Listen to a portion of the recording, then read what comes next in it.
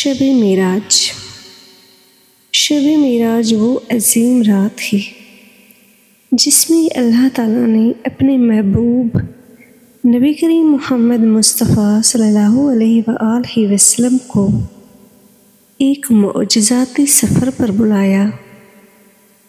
یہ واقعہ عام طور پر رجب کی 27ویں شب کو منایا جاتا ہے اور یہ اسلام کے اہم عقائد میں سے ایک ہے۔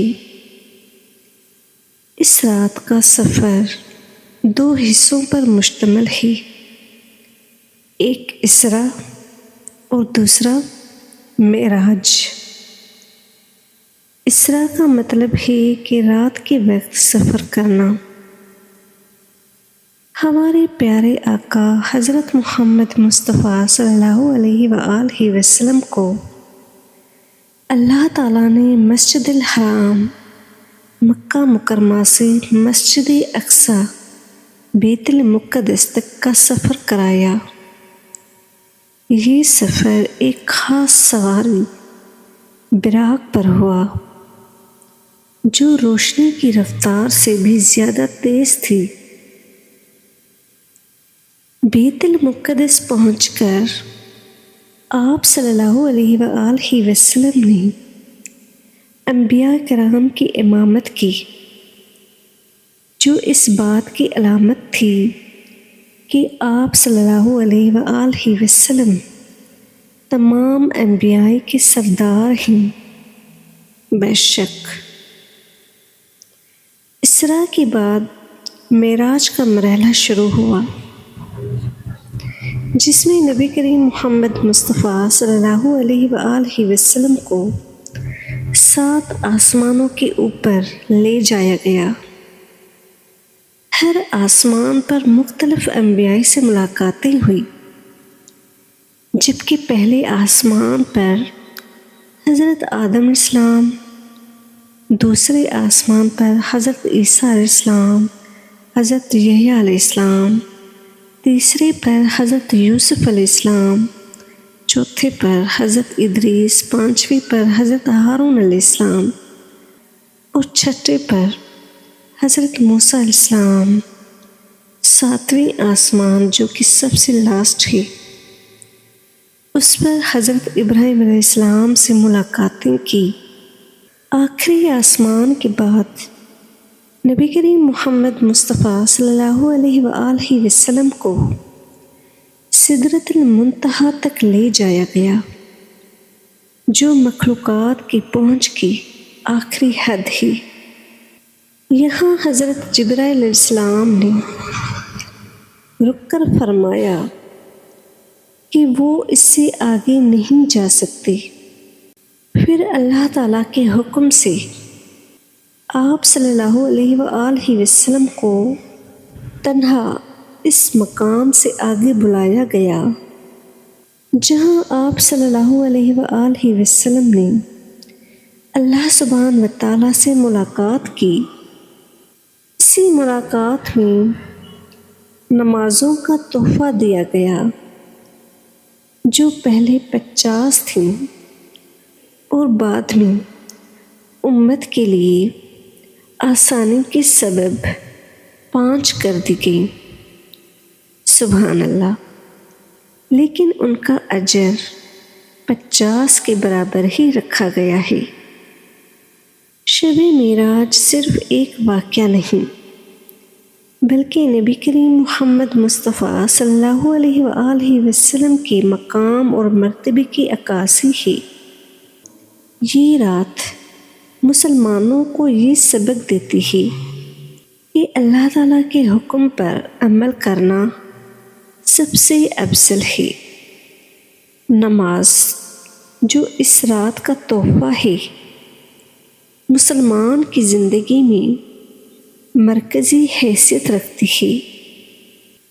قرآن مجید میں ذکر آیا ہے، اسراء کا ذکر سورہ الاسراء کی آیت نمبر 1 میں موجود ہے، جہاں پر اللہ تبارک و تعالیٰ فرماتا ہے، پاک ہے وہ ذات جو اپنے بندے کو رات کے وقت مسجد الحرام سے مسجد الاقصیٰ تک لے گئی، جس کی گرد ہم نے برکتیں رکھی تاکہ ہم اسے اپنی نشانی دکھائیں۔ معراج کا ذکر سورۃ النجم میں موجود ہے، جہاں نبی کریم محمد مصطفیٰ صلی اللہ علیہ وآلہ وسلم کی اللہ کے قریب ہونے اور سدرۃ المنتہا کا تذکرہ کیا گیا ہے۔ مسلمان اس رات کو خصوصی عبادات، دعا اور ذکر کے ذریعے گزارتے ہیں۔ یہ رات اللہ تبارک و تعالیٰ کے قرب کے حصول کا بہترین ذریعہ ہے اور ایمان کو مضبوط کرنے کا موقع فراہم کرتی ہے۔ شب معراج جو اسلامی تاریخ کا ایک عظیم واقعہ ہے، انسانوں کے لیے ایک بہت اہم سبق اور نصیحت کا ذریعہ ہے۔ یہ واقعہ ہمیں اللہ تعالیٰ کی قدرت، رحمت اور انسانی زندگی کا اصلی مقصد کو سمجھنے کا موقع دیتا ہے، جیسے کہ شب معراج ہمیں یہ سکھاتا ہے کہ اللہ تعالیٰ کی قدرت بے پناہ ہے۔ رسول اللہ صلی اللہ علیہ وآلہ وسلم کا عرش مولا تک کا سفر صرف ایک رات میں ہوا، جو انسانی ذہن کے لیے بالکل بھی ممکن نہیں تھا۔ یہ واقعہ ہمیں یہ یقین دلاتا ہے کہ اللہ تعالیٰ کے حکم سے کچھ بھی ناممکن نہیں ہوتا۔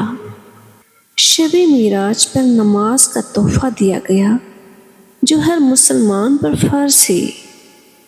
یہ ہمیں یہ یاد دلاتا ہے کہ عبادت اللہ سے تعلق مضبوط بنانے کا بہترین ذریعہ ہے۔ نماز انسان کے لیے ایک روحانی سفر ہے جو اللہ تعالیٰ سے قربت کا سبب بنتی ہے۔ شب معراج کا واقعہ یہ سکھاتا ہے کہ انسان کو ہمیشہ اپنے رب کے سامنے جھکنا چاہیے، دنیا کی محبت سے زیادہ آخرت کی فکر کرنی چاہیے، جو کہ آج کل ہم کرتے نہیں ہیں۔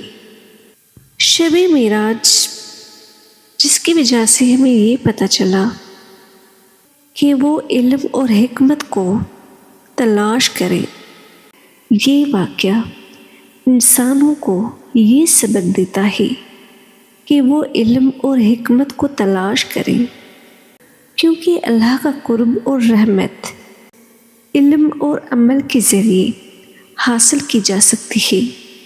شب معراج ہمیں یہ بھی یاد دلاتا ہے کہ مصیبت اور مشکلات کے بعد اللہ تعالیٰ کی رحمت اور مدد ضروری ہوتی ہے۔ اگر بندہ صبر کرے اور شکر گزار رہے تو یہ واقعہ صرف ایک وقتی عبادت یا سبق نہیں دیتا، بلکہ پوری زندگی کو اللہ سبحانہ و تعالیٰ کے حکم کے مطابق گزارنے کا بھی پیغام دیتا ہے۔ جزاک اللہ۔